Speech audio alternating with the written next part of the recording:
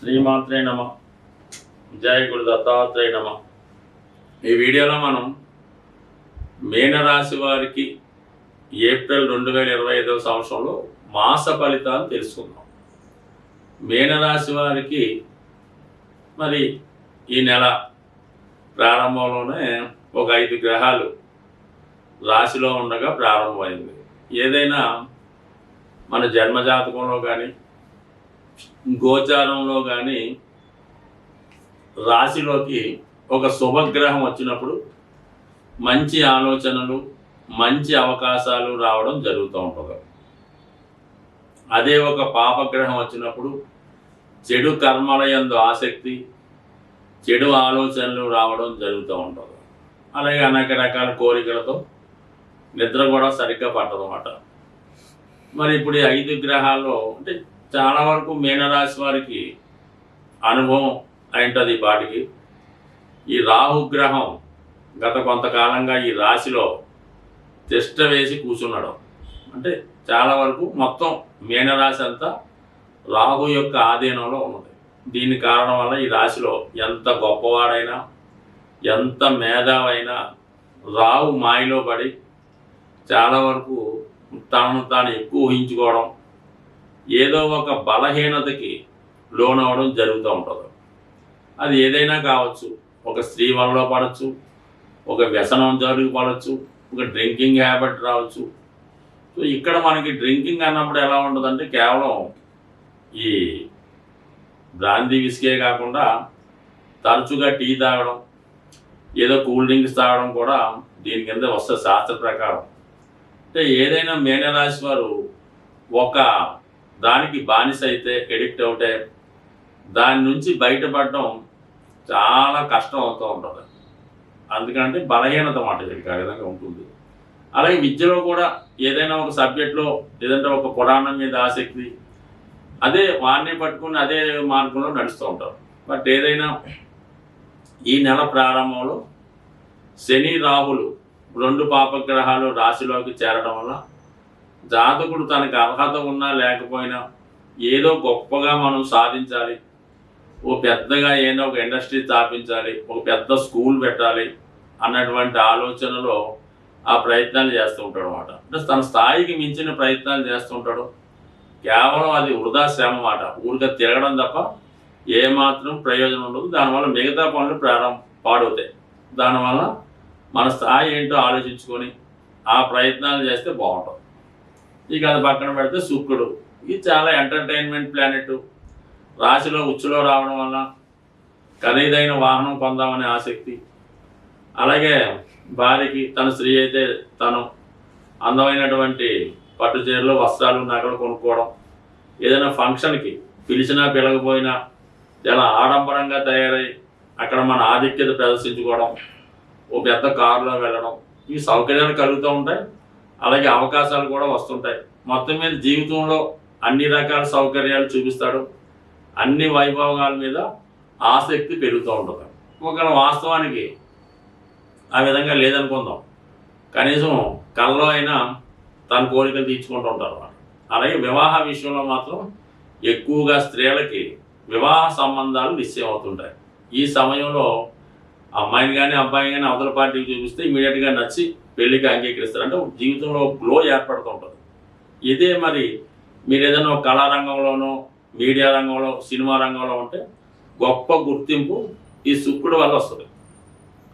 ఇక బుధుడు విద్యాకారకుడు అవడం వల్ల కొత్త కొత్త వ్యాపార ఆలోచనలు వస్తుంటాయి.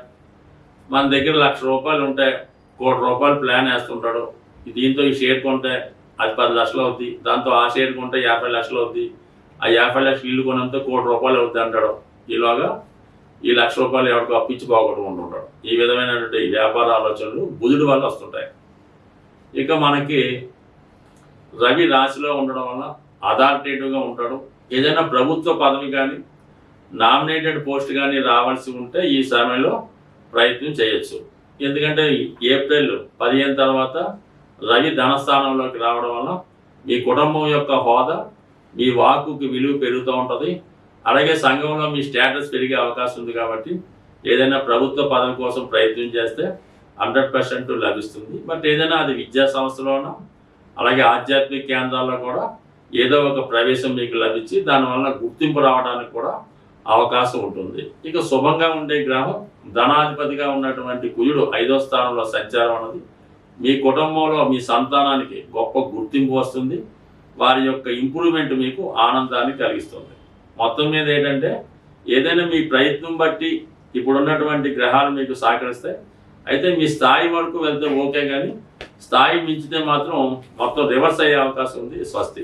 సాధారణంగా గ్రహాలచే పీడించబడుతున్నవారు, ఇబ్బంది పడుతున్నవారు ఆ గ్రహాలకు పరిహారం చేసుకోవడం వల్ల సులభంగా ఆ సమస్య నుంచి బయటపడవచ్చు. అంటే ఇప్పుడు ఈ నెలలో శనిగ్రహం మారుతూ బుధగ్రహంతో కలియడం వల్ల ఈ వ్యాపార వర్గంలో ఉన్న వాళ్ళకి చాలా వరకు వ్యాపారం మందగిస్తుంది. విద్యార్థులు ఎంత చదివినా కూడా చదివింది జ్ఞాపకం రాక పరీక్షల్లో రాయలేకపోతుంటారు. అలాగే చాలా వరకు సరైన నిర్ణయాలు తీసుకోలేకపోవడం వల్ల చాలా వ్యవహారాల్లో నష్టపోవడం జరుగుతూ ఉంటుంది. ఆ కారణం వల్ల బుధుని యొక్క అనుగ్రహం కోసం చాలా సులభం మాట. బుధుడు తొందరగా అనుగ్రహించే గ్రహం ఇది. విద్యార్థులు లాంటి వాళ్ళు వినాయకుడిని బుధవారం రోజు గరికతో అర్చించి వినాయకుడు సంబంధించినటువంటి 12 నామాలు, 108 నామాలు, సంకటనాశన గణేష్ స్తోత్రం చదువుకుంటే సింపుల్గా అయిపోతుంది. మరి పరీక్షకాలు వెళ్ళేటప్పుడు అయితే ఏం చేస్తారంటే, మీరు వినాయకుడికి గరికతో పూజిస్తారు కదా, అది ఇంట్లో అయినా దేవాలయంలో అయినా ఆ గరికను కొద్దిగా మీ హాల్ టికెట్లోనో మీ పాకెట్లోనో పెట్టుకుంటే చాలా వరకు విజయం లభిస్తుంది. ఇక వ్యాపార సంస్థల్లో ఉన్నవాళ్ళు ఏం చేయాలంటే గణపతిని ప్రతినిత్యం పూజిస్తూ, అలాగే వీలున్నవారు అవకాశం ఉన్నవారు విష్ణు సహస్రనామం లేదా గోవింద నామాలు చదువుతూ ఉండాలి. లేదంటే మీ షాపులో క్యాసెట్ రూపంలో వేస్తూ ఉంటే చాలా వరకు పనిచేస్తుంది.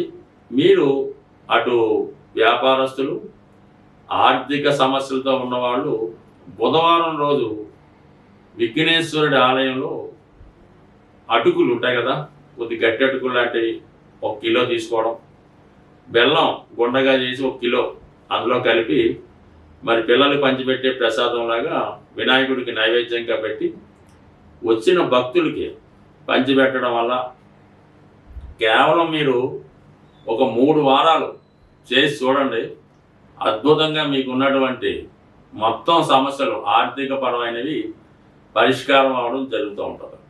సో ఇది ఈ విధంగా ఈ బుధగ్రహ అనుగ్రహం కోసం ఈ విధంగా చేయొచ్చు. కామన్గా బుధ అనుగ్రహం ఉంటే విష్ణుమూర్తి లక్ష్మి అనుగ్రహం కూడా లభిస్తూ ఉంటుంది. అయితే రాహుగ్రహం ఇప్పుడున్నటువంటి శుక్ర, బుధ, రవి, శని గ్రహాలను కబళించి వేయడం వల్ల ముందు రాహుని సంతృప్తి పరచాలంటే మీరు అమ్మవారిని గట్టిగా పట్టుకోవాల్సి ఉంటుంది. ఏదో ఒక వారం ఏదన్నా అమ్మవారి ఆలయంలో దర్శించి అమ్మవారికి శక్తి ఉన్నవారు ఒక నిమ్మకాయ దండ వేయండి, లేనివారు ఒక 4 నిమ్మకాయలు అమ్మవారికి అమ్మవారి ఆలయంలో ఇవ్వడం వల్ల అమ్మవారి యొక్క అనుగ్రహం దొరికిందంటే ఇంకా ఆటోమేటిక్గా మొత్తం అంతా కూడా సమస్య పరిష్కారం అవుతూ ఉంటుంది. ఇవన్నీ చేయలేని వారు మరి శనిగ్రహ అనుగ్రహం కోసం ఓం నమశివాయ అనే శివ పంచాక్షరీయ నామాన్ని ప్రతిరోజు 1008 సార్లు మీరు ఏ విధంగా ఉన్నా మనసులో చేసుకోండి. అన్ని సమస్యల నుంచి బయటపడతారు. స్వస్తి.